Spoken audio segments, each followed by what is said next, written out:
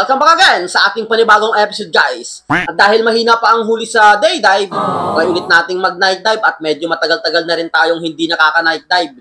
Kasama ko dito si Paring Mek, dalawa kaming magda-dive dito. Pero pag naglalangoy na kami is magkakahiwalay din kami. Dalawang naka-distance ako sa kanya. Parang pag-ibig lang, naghihiwalay din. Ito, nagpe-prepare na kami para sa dive ngayong gabing ito. Unang night dive natin ito sa 2025.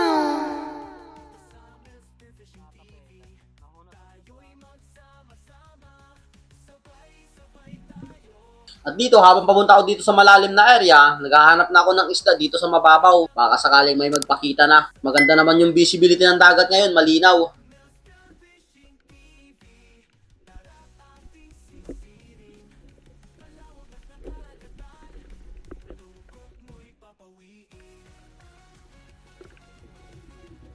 At eto't hindi pa nga ako nakakalayo. Sa pinagsimula namin, eto may nagpakita kagad sa akin isang orange spine unicorn. 51 ito kung tawagin dito sa probinsya namin. At mayroong coral throne. Yapa-yapa ito. Napakasakit ito makatinik. Nakakabulok daw ito pag natinik ka sa mga balat mo. Pero napakalit itong unicorn na to.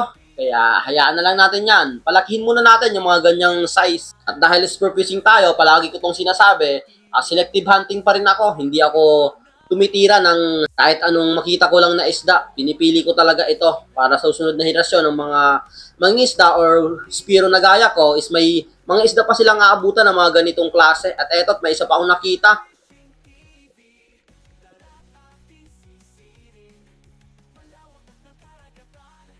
Halos kasize lang nung nauna nating nakita. Kaya hayaan na lang natin yan.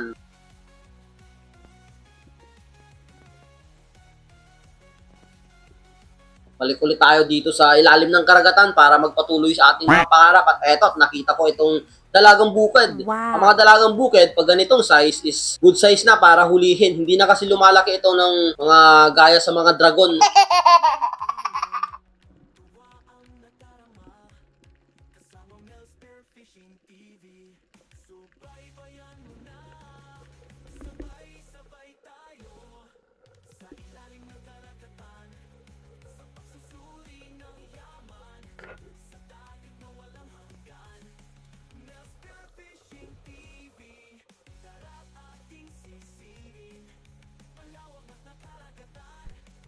Pagdating ko dito sa malalim, guys, is medyo malakas yung agos, kaya nahihirapan ako dito. Ang ginawa ko dito is nagpapatangay na lang ako.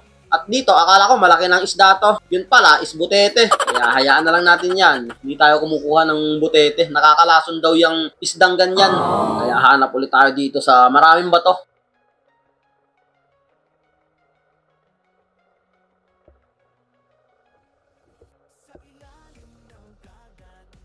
At dito sa ilalim ng bato, may nakita akong isang goatfish. Kambing kung tawagin dito. May balbas daw kaya tinawag na goatfish.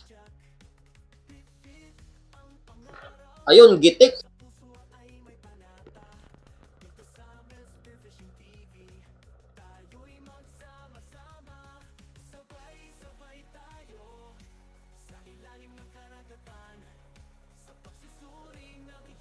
Kaya hanap ulit tayo dito. Ang sinisisid ko dito sa gabi, guys, is nasa 15 to 17 meters din. Halos ganun din yung dive ko sa day dive. Kaya malalim to. Kaya kunting ingat talaga ako dito. Gamang palagi ako nag-iisa.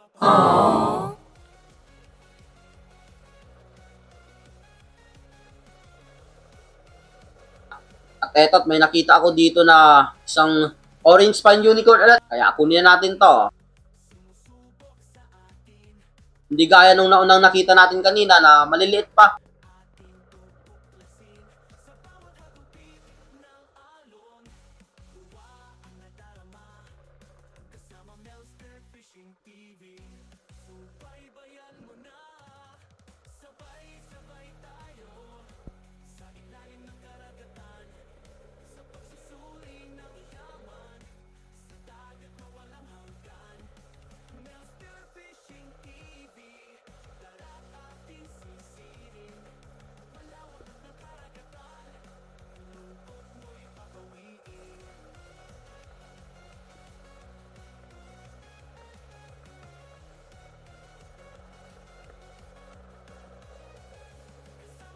Sa paghanap ko dito sa ilalim ng karagatan, may nakita akong dalagang bukid.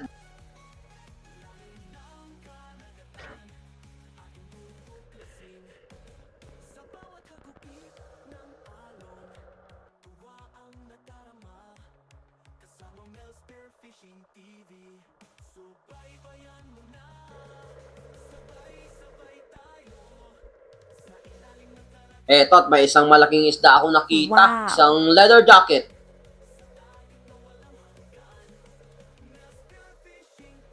Shabu ko ito kung tawagin dito sa Banton. Napakasarap iihaw to or gagataan mo. Pipilitin mo muna tapos gagataan. Napakasarap. Napakalapad ng buntot niya. Parang pamaypay. Pwede ito sa summer. Itong ganitong buntot.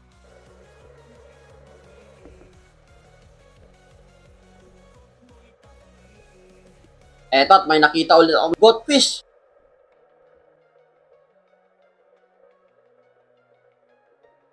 Kaya lang, pagkapulo ko ng trigger, hindi tinamaan, nakaiwas. Gising pa pala yon. Hinabol ko pa pero hindi natin mapana, hindi na nakakasa yung pana natin. Kaya another dive tayo. Hanap na lang tayo dito sa katabi niya.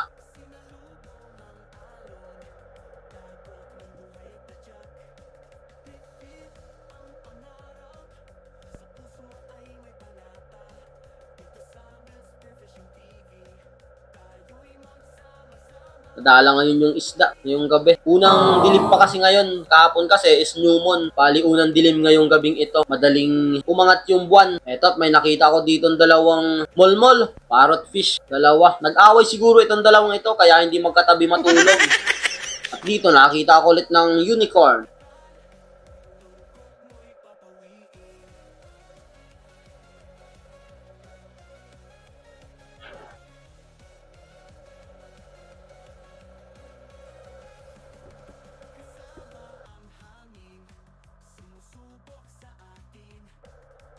Kaya another dive tayo. Hanap ulit tayo ng mapapana. Eto, at may nakita ulit akong unicorn ulit. Yes!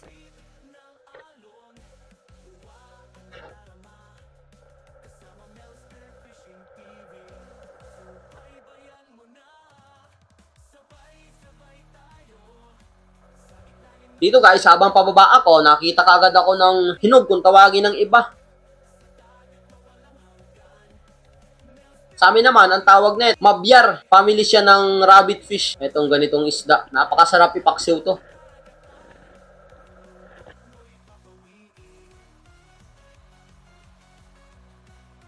Kaya, hanap ulit tayo. Eto, may nakita akong slick unicorn. May napansin ako nakasiksik dito sa may bato. Wow. Sa palang buffalo. Kaya, eto yung tinira ko.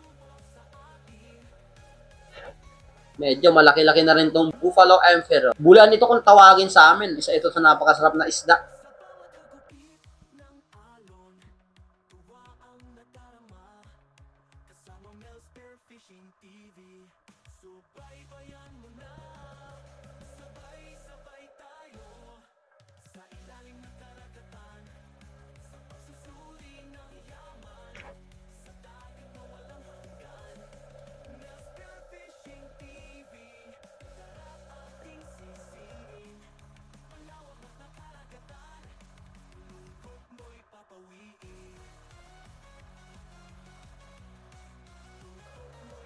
Balik ulit tayo sa ilalim ng karagatan.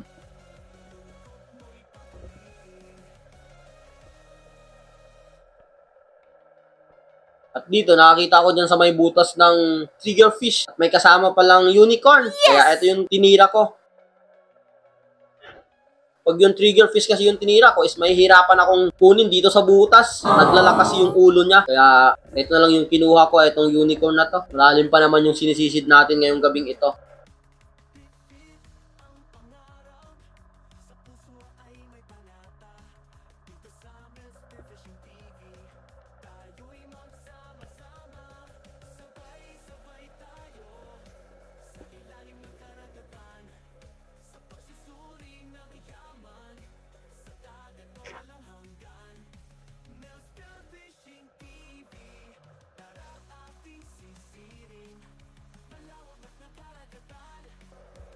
Kaya hanap ulit tayo dito sa may mga bato.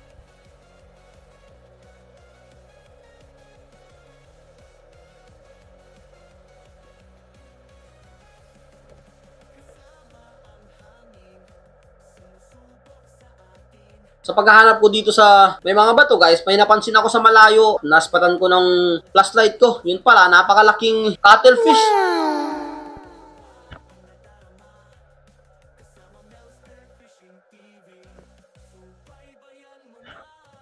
Munti ko nang malagpasan to. Buti na lang, binaling ko yung flashlight at naispatan siya.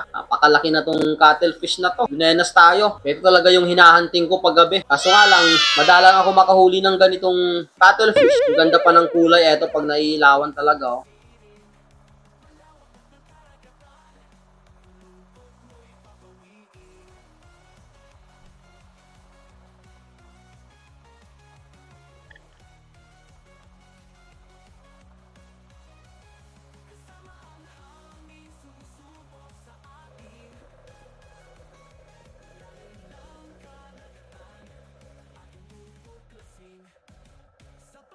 Dito, may napansin kagad ako dyan sa may bato. Wow. Isang rabbit fish pala. Tirahin na natin to. Baka tirahin pa ng iba.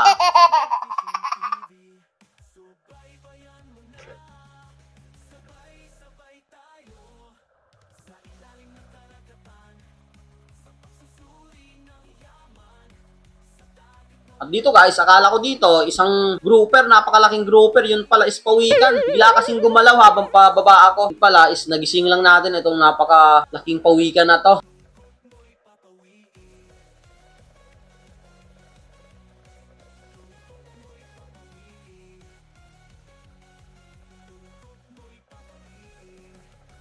At dito sa dive na to, nakakita ako ng hinog. Rabbit fish ulit. Ang daming rabbit fish ngayon.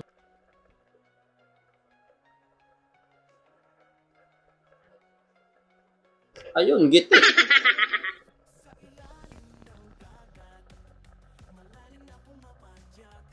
Pagkatapos din na ito guys, umuwi na rin ako. Ito na yung naging huling isda akong nahuli ngayong gabing ito. Pagod na rin, halos 2 oras at kalahati din akong nag-dive. Along the way pa uwi, dito sa mababaw na area, eto nakikita pa ako ng isang panos, kung tawagin dito sa amin. Kaya kinuha ko na, napakasarap kasi ito. Shoutout nga pala kay Jandy Padriquila, Kuya Eric, Rizan Rubidillo, Gonzales Family, Mark Luis Cabilis, Jonathan Andicoy, Pocholoy, Jet Duki Lovebirds, Marlon Hamisola, Bornas Tubo, Reme Permejo, Johnny Heisen, Lusub Angler, Jerry Antinor, Mamer Donaire, Joseph Tabuena, Nelda Tabuena, Joel Ranas, Kay Marlo Siranyas, Leo Hinoroso, Michael Mejia, John Tomampos, Justin Paigmani, Pamiñano Family, Montejas Family, Francis Martos, Godfrey Signorin, Camiguin Island Spiro, Anthony Macanang, Nestor de la Vega, Corpus Family, Joseph Janea, RJ Mesa, Robert J. Melgar, Leonardo Mejorada, Bea Lopez, Rapi Bantilan, Rosana Villahermosa, Jupiter, Vina Noc, Sion Montes, Anne Rosal, Felix Lumagdang, Nenyo Butale, John Fabol, Raul Rujo, Lugien Gillian, Noriel Binal, Cesar Abling, Lolito Basilisco, Japper Spatter, Arnolfo Bulay, Romeo Alcones, Alcones Family, Christian Murillo, Caloy Grigo, Jamaica Gomez, Kayadong Family, Andre Villamor, Sean Bancil, Helson Ortuhan, Iskira Family, Fernando Lacasandili, Danilo Adalin, Chad Prince Adalin, Rostom Spurpising, Roel Rigio, Pablo Alaw, Sumbilio Family, Carlo Tampe, Richard Suay Pasibe, Dennis De La Cruz, Menton Bernel, Mesias Mumitas Family, Rendic TV, Bong Disulo, Family Disulo, Anthony Antonio, Porbayang, Mubahin Family, Warren Abac, Aldrin Encio, Tay Falconaya, Judy Basilan, Gilbertas Family, Andrew Archola, Mendoza Family. Maraming salamat po sa inyong lahat. So yun guys, umahon na ako. Halos yung dive ko rin is 2.5 oras. Kahit maliwanag pa rin yung buwan, okay pa rin yung huli natin. Nakarami pa rin tayo, nakarami tayong eto masasarap na ito pag pinapaksiw. Kasi konti lang yung tinik, nakatatlo ata tayo, 4, eto malalaki. Rabbit fish. Samaral ito kung tawagin dito sa amin. Eto, nakaisa tayong Buffalo Emperor. Malaki na rin. Saka itong leather jacket. Saka isang kanuping. Yun. Maganda. Maganda yung isda natin ngayon. Ito. Unicorn. One spine unicorn. Isa yung ngayon. Yung dalagang bukid natin. Gawang maliwanag pa yung buwan. Kaya ganon. Saka isang goatfish. Yung isa hindi tinamaan. Sayang, malaki na rin sana. At eto. Ay, nakadalawa pa lang dalagang bukid tayo. Eto yung maliit. 3 pala, mayroon pang isa yan. Saka eto yung nahuli natin. Buti na lang, pinakitaan tayo ng cuttlefish. Lucos. Malaki na rin to. Mga 1.5 kilo. Ayos na, ayos na. Saka yung last natin. Ito yung naunang dalagang bukid. Pang ulam. Yung last natin. Ito, pinanak ko na. Napakasarap kasi ito.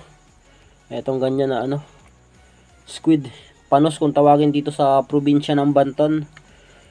Ayan. Benta tayo ng isda. Benta ko lahat to bukas. So ayos na rin.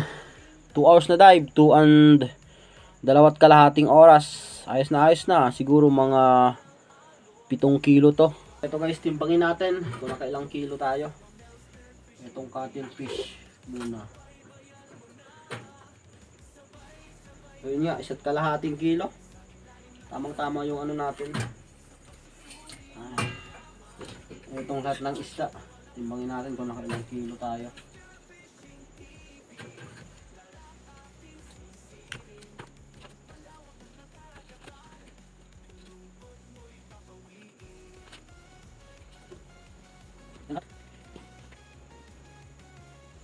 So yun, 5 kilo.